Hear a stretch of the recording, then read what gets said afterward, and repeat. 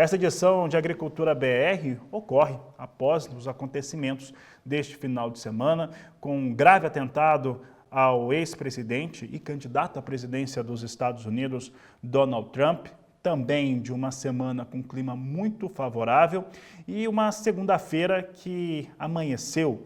Se a gente olhar a tela ali de Chicago, a gente vai ver todos os números vindo em negativo. A relação que isso tem com esses fatores, inclusive que traz o dólar em alta, não só no Brasil, mas no mundo todo, é o que nós vamos conversar agora com Cristiano Palavro, analista de mercados da Pátria Agronegócios, que participa conosco desta edição de Agricultura BR. Cristiano, o quanto que esses fatores, principalmente esse fator que influencia a política e que para muitos consagra a candidatura do Donald Trump, de um certo modo, um incidente absurdo, mas que consagra a candidatura de Donald Trump, como é que isso influencia o mercado de grãos? Boa tarde, seja bem-vindo.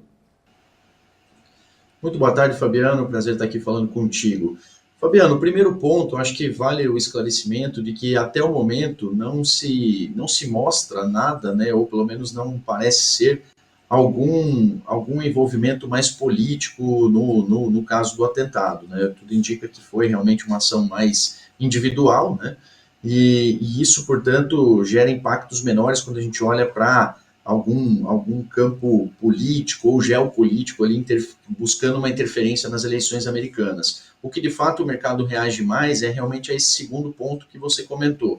Dado o atentado, a gravidade do atentado e ao fato de o Trump não ter sido atingido, né, na prática, não ter tido problemas maiores, meio que consagra realmente essa candidatura, que já era uma candidatura vencedora, dos 6 principais estados norte-americanos que têm divergências ano a ano entre republicanos e democratas. O Trump já tinha vantagem em 5 deles, essa vantagem se consolida ainda mais agora com o atentado, e aí o mercado já começa a refletir muito mais, não o atentado em si, mas essa possibilidade realmente cada vez maior de o Trump vencer as eleições. E por que disso? O Trump ele tem uma postura, né, mais pró-mercado, tanto que os mercados financeiros hoje norte-americanos, os mercados acionários, né, índice Dow Jones, Nasdaq, S&P, todos operando em alta, né, e altas bastante consistentes. Enquanto, por outro lado, a gente vê que commodities em queda, também por uma percepção de que isso pode alterar parte do fluxo comercial, em especial com o grande comprador global, que é a China, né? Então, é claro que é muito cedo ainda para afirmar tanto a vitória do Trump, como também um reaquecimento dessa guerra comercial que foi iniciada por ele lá em 2018, mas é claro que o mercado financeiro sempre tentando antecipar esses movimentos, já começa a olhar cada vez mais com atenção para essa possibilidade realmente de a gente ter uma reativação de uma guerra comercial entre China e Estados Unidos com a vitória de Trump, e isso pode ser negativo, principalmente para os futuros negociados lá em Chicago. Mas eu diria que o principal ponto motivando essas quedas em Chicago hoje não são necessariamente ligados a esse fator político, mas a continuidade de uma boa safra norte-americana que já afetou os preços lá na semana passada e agora acaba afetando também os preços nessa abertura da semana. Cristiano, esse bom clima que há nos Estados Unidos para o desenvolvimento da lavoura, ele traz a tendência de se acreditar numa colheita cheia nos Estados Unidos, é o que o indicador vai nos mostrando. Por outro lado, esse aspecto do Trump sendo eleito traz uma outra expectativa de uma guerra comercial. Ao passo que os dois fatores ocorrem, a Bolsa de Chicago ela ressente. Quando a gente olha o mercado financeiro, as ações das empresas do Donald Trump até subiram, estavam subindo agora há pouco antes do Agricultura BR entrar no ar. Mas em relação ao mercado de commodities, isso está trazendo um ressentimento. Vai produzir mais e pode ser mais complicado para a comercialização. Neste caso, confirmando uma safra cheia e Donald Trump presidente, como é que fica a precificação no caso de soja, de milho, não só no Brasil, mas também em outros países, trigo também, por que não dizer, em relação a estes fatores, já que muito provavelmente a China vai trazer mais uma vez retaliação. A precificação deixa de olhar tanto para Chicago se esses dois elementos se confirmarem? De fato, pode recordar, né, o que aconteceu lá em 2018, onde o nosso mercado tem muita correlação com as movimentações de Chicago. É claro que ela fez na formação do preço, mas o que direcionou mais o nosso mercado foram os prêmios de exportação. Prêmios esses que também têm cada vez mais um grau de importância aqui na nossa formação dos preços internos. Se a gente olhar o histórico recente de Chicago, a gente vê uma correlação muito forte com Chicago com a safra norte-americana. Por isso dessa pressão que a gente vem sentindo agora no mercado.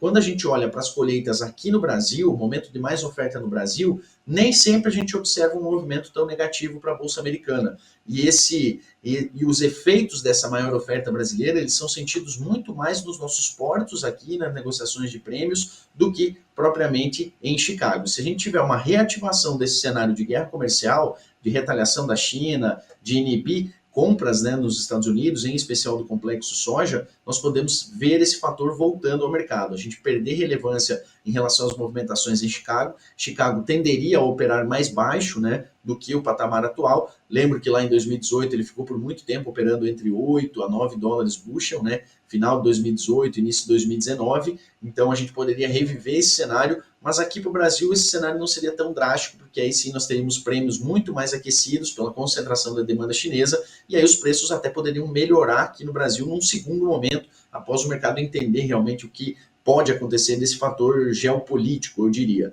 E nesse ano a gente acaba trazendo um pouco mais da relevância de uma possível guerra comercial para o mercado de milho, porque a China, diferente do que ocorria até 3, 4 anos atrás, na época da guerra comercial, por exemplo, a China não era um grande importador global. E já nesses últimos anos, a China com uma compra ali de 23 a 25, 28 milhões de toneladas ano, já se torna um dos maiores importadores globais de milho. Então a gente poderia ter esse mesmo cenário se refletindo também para o cereal. Cristiano, hoje nós conversávamos aqui no canal do Boi a respeito de mercados, principalmente de milho, e a oferta brasileira na segunda safra e a oferta global, e como que uma se relaciona com a outra e vai impactando, né? Quem é agricultor, quem é pecuarista, quem demanda este milho em diversas camadas diferentes.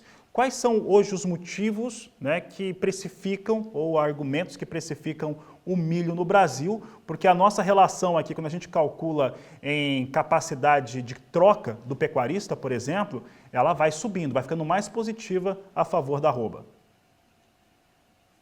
Exatamente, exatamente. Os setores consumidores, né, do nosso milho, eles têm encontrado ali um melhor suporte, né, para a sua demanda devido ao enfraquecimento dos preços. O que eu diria que é o mais relevante para os preços do milho nesse momento, Fabiano? O principal destaque agora é a velocidade da nossa colheita. Segundo os dados da Pátria, nós já temos aí praticamente 70% da área nacional de segunda safra já colhida, um número muito descolado com o ritmo de colheita dos últimos anos. Isso ocorre por dois fatores. Primeiro, que a área é menor, e segundo, porque em função do próprio mercado, os produtores tomaram menos risco nesse ano. A janela de plantio do milho ficou muito tarde para grande parte do país, então os produtores deram preferência realmente para só plantar milho dentro da janela ideal, que para a maior parte do país se encerra ao final de fevereiro. Então, como não tomaram muito risco, não fizeram plantios muito tardios, essa área menor que está sendo colhida nesse ano está com um ritmo de colheita muito mais acelerado. As lavouras de milho também tiveram um período de maturação e secagem mais rápido esse ano. As chuvas se prolongaram em março, início de abril, mas depois cortaram rapidamente e tivemos aí, junto com isso, altas temperaturas. Então, o milho entregou mais cedo esse ano. Então, temos um ritmo de colheita muito acelerado que coloca mais milho ofertado no mercado. Por que os preços não recuam tão significativamente ainda? Porque o produtor ainda tem resistido a fazer novas vendas, algo que deve mudar nesses próximos 30 a 40 dias, porque temos datas importantes, como o 30/8 chegando, e o produtor vai precisar fazer mais caixa com esse milho. Então, o mercado de milho ele é um mercado pressionado ainda no curto prazo. Olhando o tocante internacional, a principal atenção é a colheita da Argentina, que está caminhando muito bem. Diferente da soja, a Argentina é um grande exportador do grão, consome apenas 15 milhões de toneladas internamente, vai colocar aí 30, 35 milhões de toneladas de milho aí no mercado externo, é um grande competidor do Brasil. E no caso dos Estados Unidos, eles ainda carregam estoques da safra velha e tem um bom desenvolvimento da safra nova, tanto que o USDA aumentou em 6 milhões de toneladas a produção total no último relatório. Então nós temos um mercado de milho que, para o momento, é um mercado muito ofertado, e esse é o principal ponto para o mercado neste período.